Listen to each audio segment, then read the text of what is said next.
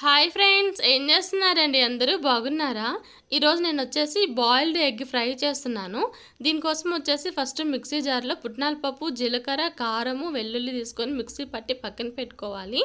తర్వాత వచ్చేసి బాయిల్ చేసుకున్న ఎగ్స్ అంతా ఆపవేసేసుకొని గ్యాస్ కింద ఎగ్స్ అంతా వేడి నీళ్ళలోంచి సపరేట్ చేసి చల్లనీళ్ళలో వేసుకొని దీని షీల్ అంతా తీసేసి ఎగ్ వైట్ని సపరేట్ చేయాలి. ఎగ్ ఎల్లో సపరేట్ చేసేసుకొని ఎగ్ వైట్ వరకు స్ట్రైట్గా కట్ చేసేసుకొని గ్యాస్ మీద బాణీలు పెట్టి కొంచెం ఆయిల్ వేసి బాణీట్లో ఆయిల్ వేడెక్కిన తర్వాత ఎగ్ వైట్ని వేసేసుకొని బాగా బ్రౌన్ కలర్ వచ్చేంత వరకు ఫ్రై చేయాలి.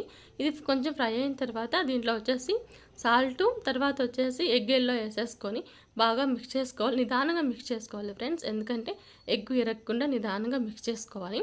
తర్వాత వచ్చేసి దీంట్లో వచ్చేసి ఒక స్పూన్ పెప్పర్ పౌడర్ వేసుకొని కొంచెంసేపు ఒక 5 minutes వరకు కుక్ చేసుకుంటే ఎగ్ ఫ్రై రెడీ. మా వీడియో మీకు నచ్చితే లైక్, షేర్ అండ్ సబ్స్క్రైబ్.